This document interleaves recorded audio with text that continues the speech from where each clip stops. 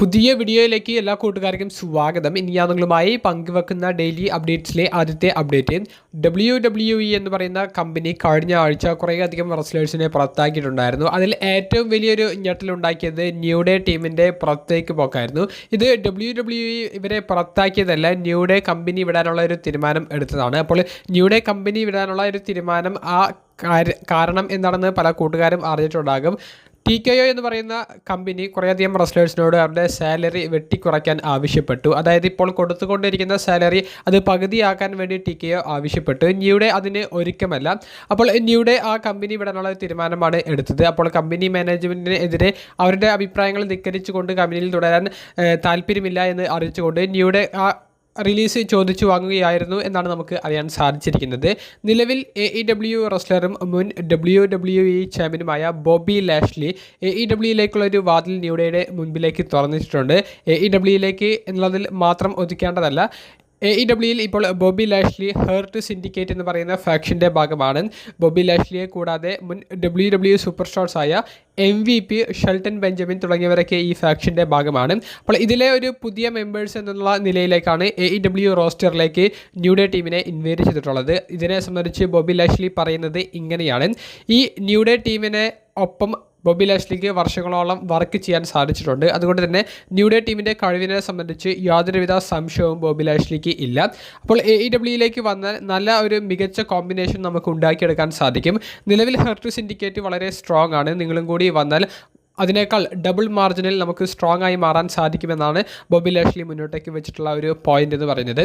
New day team AEWയിലേക്ക് പോകുമോ ഇല്ലയോ എന്നുള്ളതിനെ സംബന്ധിച്ച് നമുക്കൊരു വ്യക്തത ലഭിച്ചിട്ടില്ല. ന്യൂ ഡേ ടീമിൻ്റെ ഭാവിയെ സംബന്ധിച്ച് നമുക്കൊരു വ്യക്തത ലഭിച്ചിട്ടില്ല. പക്ഷേ AEWൻ്റെ ഉള്ളിലേക്കുള്ളൊരു ഓഫറാണ് ബോബി ലാഷ്ലി തുറന്നിട്ടുള്ളത്. എന്തായാലും ഈ നോൺ കോമ്പറ്റീവ് ക്ലോസ് കഴിഞ്ഞാൽ 90 ദിവസത്തെ ഒരു റെസ്ലിംഗ് കമ്പനിയുമായി കോൺട്രാക്റ്റ് സൈൻ ചെയ്യാൻ സാധിക്കില്ല എന്നുള്ള ആ ഒരു നോൺ കോമ്പറ്റീവ് ക്ലോസ് കഴിഞ്ഞാൽ ന്യൂ ഡേക്ക് മുന്നിലേക്ക് വലിയ ഓഫർ ടോണി ഖാൻ വെക്കാൻ സാധ്യതയുണ്ട്.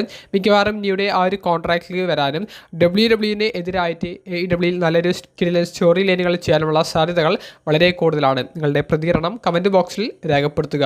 രണ്ടാമത്തെ അപ്ഡേറ്റ് TKO എന്തുകൊണ്ട് കുറേയധികം WWE സൂപ്പർ സ്റ്റാർസിനെ പുറത്താക്കി എന്നുള്ളതിനെ സംബന്ധിച്ചാണ്. കുറച്ച് റീസൺസ് ആണ് ഇതിന് പിറകിലുള്ളത്. അതിൽ ഒന്നാമത്തേത് സ്മാക്ഡൗൺ ബ്രാൻഡിൽ നിന്നുള്ള കുറേയധികം റെസ്ലേഴ്സിനെ റിലീസ് ചെയ്തിട്ടുണ്ട്. നമ്മൾ ഓൾറെഡി ഒരു വീഡിയോയിൽ പറഞ്ഞതാണ്. സ്മാക്ഡൗൺ എപ്പിസോഡ് 3 മണിക്കൂറിൽ നിന്ന് ജൂൺ മാസത്തോടു കൂടി 2 മണിക്കൂറിലേക്ക് തിരികെ പോകും. അപ്പോൾ 1 മണിക്കൂർ കുറയുന്നതോടുകൂടി കുറേയധികം റെസ്ലേഴ്സിനെ നിലനിർത്തുന്നതിൽ യാതൊരുവിധ അർത്ഥവും ഇല്ല എന്നുള്ളത് TKO മനസ്സിലാക്കുകയും അതുകൊണ്ട് തന്നെ സ്മാക്ഡൗൺ ബ്രാൻഡിലെ കുറേയധികം റെസ്ലേഴ്സിനെ പുറത്താക്കാൻ ഒരു തീരുമാനം TKO എടുക്കുകയും ചെയ്തു എന്നാണ് നമുക്ക് അറിയാൻ സാധിക്കുന്നത്. രണ്ടാമത്തേത് NXT കോളപ്പായിട്ട് കുറച്ച് റെസ്ലേഴ്സിനെ ഇപ്പോൾ മെയിൻ റോസ്റ്റർ ബ്രാൻഡുകളായ റോ സ്മാക്ഡൗണിലേക്ക് കൊണ്ടുവന്നിട്ടുണ്ട്. അപ്പോൾ ഈ പുതിയ റെസ്ലേഴ്സൊക്കെ മെയിൻ ബ്രാൻഡിലേക്ക് വരുമ്പോൾ ഇപ്പോൾ യാതൊരുവിധ ഉപയോഗവും ഇല്ലാതെ അല്ലെങ്കിൽ ഇനി വരുന്ന മാസങ്ങളിൽ ഉപയോഗിക്കാൻ യാതൊരുവിധ താല്പര്യമില്ലാത്ത റെസ്ലേഴ്സിനെ ഇനി സാലറി കൊടുത്ത് നിർത്തുന്നതിൽ അർത്ഥമില്ല എന്നുള്ളത് മനസ്സിലാക്കിക്കൊണ്ടും TKO ഇത്തരത്തിലുള്ള റെസ്ലേഴ്സിനെ പുറത്താക്കാനുള്ള തീരുമാനം എടുത്തു. ഇനി മൂന്നാമത്തേത് TKO എന്ന് പറയുന്ന കമ്പനി ഇപ്പോൾ വലിയ കടങ്ങളിലൂടെയാണ് കടന്നുപോയിക്കൊണ്ടിരിക്കുന്നത്. അതുകൊണ്ട് തന്നെ റെസ്ലേഴ്സിൻ്റെ സാലറി കുറയ്ക്കാൻ അവർ ആവശ്യപ്പെട്ടിട്ടുണ്ട്. സാലറി കുറയ്ക്കുക എന്ന് പറഞ്ഞത് ന്യൂ ഡേ ടീമിനോട് ആവശ്യപ്പെട്ടതുപോലെ 50% വരെ കുറയ്ക്കാൻ ആവശ്യപ്പെട്ടിട്ടുണ്ട്. അപ്പോൾ അതിൽ സമ്മതം അറിയിക്കാത്ത റെസ്ലേഴ്സിനെ പുറത്താക്കിയിട്ടുണ്ട്. അപ്പോൾ TKO ഇപ്പോൾ വലിയ കടത്തിലൂടെ മുന്നോട്ട് പോയിക്കൊണ്ടിരിക്കുന്നു. അപ്പോൾ റെസ്ലേഴ്സിനെ പുറത്താക്കിക്കൊണ്ട് ആ ഒരു കടം വീട്ടാനുള്ള ഒരു തീരുമാനങ്ങളിലേക്ക് TKO എത്തി എന്ന് തന്നെ പറയേണ്ടി വരും. അപ്പോൾ റെസ്ലേഴ്സിനെ പുറത്താക്കാനുള്ള ഒരു തീരുമാനത്തിലേക്ക് TKO എത്താനുള്ള മറ്റൊരു റീസൺ എന്ന് പറയുന്നത്, അല്ലെങ്കിൽ ഇവരുടെ സാലറി വെട്ടിക്കുറയ്ക്കാനുള്ള റീസൺ എന്ന് പറയുന്നത്, പണ്ടത്തേതുപോലെ വിൻസ് മിക്മാൻ്റെ ഒരു കാലത്തുള്ളതുപോലെ കുറേയധികം ഷോസ് ഒന്നും ഇപ്പോൾ WWE ചെയ്യുന്നില്ല.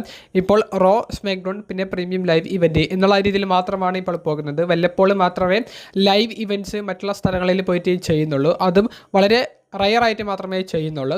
ഇൻ്റർനാഷണൽ ടൂറിസ്റ്റിലായിരിക്കും അത് മിക്കവാറും ചെയ്യുന്നുണ്ടായിരിക്കുക. അമേരിക്കയിൽ പോലും ഇപ്പോൾ ഹൗസ് ഷോസ് ചെയ്യുന്നില്ല. അപ്പോൾ ഇത്തരത്തിൽ ഷോകളുടെ എണ്ണം കുറഞ്ഞപ്പോൾ തന്നെ WWE സൂപ്പർ സ്റ്റാർസിനോട് സാലറി വെട്ടിക്കുറയ്ക്കാനാണ് അവർ ആവശ്യപ്പെട്ടത്. കാരണം വർക്ക് ചെയ്യുന്ന ഡേറ്റ്സ് കുറഞ്ഞു. ആ ഡേറ്റ്സിന് അനുസരിച്ചുള്ള ഒരു സാലറിയാണ് ഇപ്പോൾ റെസ്ലേഴ്സിന് കൊടുത്തുകൊണ്ടിരിക്കുന്നത്. അപ്പോൾ നിങ്ങൾ വർക്ക് ചെയ്യുന്ന സമയം കുറഞ്ഞതുകൊണ്ട് തന്നെ നിങ്ങളുടെ സാലറിയിൽ നിങ്ങൾ വലിയ വ്യത്യാസം വരുത്തണം, പകുതിയാക്കി കുറയ്ക്കണം എന്നാണ് TKO ആവശ്യപ്പെട്ടത്. അപ്പോൾ അതൊന്നും സമ്മതിക്കാത്ത റെസ്ലേഴ്സിനെ TKO പുറത്താക്കാനുള്ള ഒരു തീരുമാനത്തിലേക്കും എത്തി എന്നാണ് നമുക്ക് അറിയാൻ സാധിക്കുന്നത്. അപ്പോൾ ഇതുകൊണ്ടൊക്കെയാണ് TKO റെസ്ലേഴ്സിനെ കഴിഞ്ഞ ആഴ്ച പുറത്താക്കിയത് എന്നാണ് അറിയാൻ സാധിക്കുന്നത്. ഇനി ഈ അടുത്തൊന്നും റെസ്ലേഴ്സിനെ പുറത്താക്കില്ല എന്നുള്ളതും റെസ്ലിംഗ് ഒബ്സർവറുടെ ലേറ്റസ്റ്റ് റിപ്പോർട്ടിൽ കൊടുക്കുകയുണ്ടായി. നിങ്ങളുടെ പ്രതികരണം കമൻറ്റ് ബോക്സിൽ രേഖപ്പെടുത്തുക. മൂന്നാമത്തെ അപ്ഡേറ്റ്, ഇപ്പോൾ ഗംഭീരമായിട്ടുള്ള ഒരു പുഷ് കിട്ടിക്കൊണ്ടിരിക്കുന്ന ഒരു റെസ്ലർ, അതായത് ഇപ്പോൾ ഒരു മെയിൻ ഇവൻറ്റ് സീനിൽ നിൽക്കുന്ന ഒരു റെസ്ലർ, ആ താരത്തിൻ്റെ 50% സാലറി വെട്ടിക്കുറയ്ക്കാൻ TKO ആവശ്യപ്പെട്ടപ്പോൾ അതിന് സമ്മതം മൂളിക്കൊണ്ട് അദ്ദേഹത്തിന് ഇപ്പോൾ കിട്ടുന്ന ഒരു പുഷിൽ തന്നെ യാതൊരുവിധ വ്യത്യാസവും കിട്ടാതെ അദ്ദേഹം മുന്നോട്ടേക്ക് പോകാനുള്ള ഒരു തീരുമാനമാണ് എടുത്തിട്ടുള്ളത്. അപ്പോൾ ഇപ്പോൾ പെട്ടെന്ന് മെയിൻ ഇവൻറ്റ് സീനിലേക്ക് കയറി വന്ന റെസ്ലറാണ് എന്നാണ് നിലവിലെ വെബ്സൈറ്റുകൾ റിപ്പോർട്ട് ചെയ്യുന്നത്. പക്ഷേ അത് ആരാണെന്ന് എന്നുള്ളതിനെ സംബന്ധിച്ച് യാതൊരുവിധ ഒരു ക്ലൂ പോലും നമുക്ക് കിട്ടിയിട്ടില്ല, ഒരു പേര് പോലും നമുക്ക് അറിയാൻ സാധിച്ചിട്ടില്ല. അപ്പോൾ ഇപ്പോൾ മെയിൻ ഇവൻറ്റ് സീനിൽ നിൽക്കുന്ന സ്മാക്ക് ഡൗണിലോ റോയിലോ പെട്ടിട്ടുള്ള ഒരു മെയിൽ സൂപ്പർ സ്റ്റാർ ആണോ ഫീമെയിൽ സൂപ്പർ സ്റ്റാർ ആണോ എന്ന് പോലും നമുക്ക് അറിയാൻ സാധിച്ചിട്ടില്ല. ഒരു മേജർ നെയിം ആണ് അതിന് പിറകിൽ എന്നുള്ളതാണ് നിലവിൽ നമുക്ക് കിട്ടുന്ന ഒരു അപ്ഡേറ്റ്. അപ്പോൾ കിട്ടിക്കൊണ്ടിരിക്കുന്ന ഒരു സാലറി അതിപ്പോൾ ഒരു $4 മില്യൺ ആണെന്ന് വിചാരിക്കുക. അതിൻ്റെ 50% സാലറി അവർ പെർ ആനം വർഷത്തിൽ അവർ കട്ട് ചെയ്യും. അപ്പോൾ $2 മില്യൺ ആയിരിക്കും ആ റെസ്ലറിന് ഇനി അങ്ങോട്ട് കിട്ടാൻ പോകുന്നത്. അപ്പോൾ അത്തരത്തിലുള്ള ഒരു മേജർ കട്ട് ആ സാലറിയിൽ എടുത്തുകൊണ്ടാണ് ആ റെസ്ലർ ഇപ്പോഴും മെയിൻ ഇവൻറ്റ് സീനിൽ വലിയ പുഷോട് കൂടി നിൽക്കുന്നത് എന്നാണ് നമുക്ക് മനസ്സിലാക്കാൻ സാധിക്കുന്നത്. അത് ആരായിരിക്കുമെന്ന് നിങ്ങൾക്ക് എന്തെങ്കിലുമൊക്കെ ഒരു ഊഹമോ സൂചനയോ ഉണ്ടെങ്കിൽ നിങ്ങളുടെ അഭിപ്രായം കമൻറ്റ് ബോക്സിൽ രേഖപ്പെടുത്തുക. നാലാമത്തെ അപ്ഡേറ്റ് സൂപ്പർ താരമായ ഗുന്തർ എന്ന് പറയുന്ന മുൻ വേൾഡ് ഹെവി വെയ്റ്റ് ചാമ്പ്യനെ സംബന്ധിച്ചാണ്. അപ്പോൾ ഗുന്തർ എന്ന് പറയുന്ന മുൻ വേൾഡ് ഹെവി വെയ്റ്റ് ചാമ്പ്യൻ ഇപ്പോൾ ഒറ്റയടിക്ക് സ്മാക്ഡൗണിലേക്ക് വന്ന് അൺഡിസ്പ്യൂട്ടഡ് WWE ചാമ്പ്യനായ കോഡി റോഡ്സിനെ ആക്രമിച്ചുകൊണ്ട് അൺഡിസ്പ്യൂട്ടഡ് ചാമ്പ്യൻഷിപ്പിൻ്റെ ചലഞ്ചറായി മാറുന്നത് നമുക്ക് കാണാൻ സാധിച്ചു. എന്നാൽ യഥാർത്ഥ ഗുന്തറിൻ്റെ റെസ്ൽമേനിയ കഴിഞ്ഞിട്ടുള്ള പ്ലാൻ എന്ന് പറയുന്നത് റോ ബ്രാൻഡിൽ തന്നെ തുടർന്ന് LA നൈറ്റ് എന്ന് പറയുന്ന റെസ്ലറെതിരെ സ്റ്റോറി ചെയ്യാനായിരുന്നു. പക്ഷേ മറ്റെന്തൊക്കെയോ കാരണങ്ങൾ കൊണ്ട് കോഡി റോഡ്സിനെതിരെ സ്മാക്ഡൗണിലേക്ക് ചെന്ന് സ്റ്റോറി ചെയ്യാനാണ് ക്രിയേറ്റീവ് ടീം ഗുന്തറിനോട് ആവശ്യപ്പെട്ടത്. ഗുന്തർ അത് സ്വീകരിക്കുകയും ചെയ്തു. എന്തായാലും LA നൈറ്റിനേക്കാൾ ഗുന്തറിന് ഇപ്പോൾ ആവശ്യം മെയിൻ ഇവൻറ്റ് സീനിൽ നിൽക്കുന്ന സ്റ്റോറി ലൈനാണ്. അപ്പോൾ ഗുന്തർ അത് കൈ നീട്ട് സ്വീകരിക്കുകയും ചെയ്തു.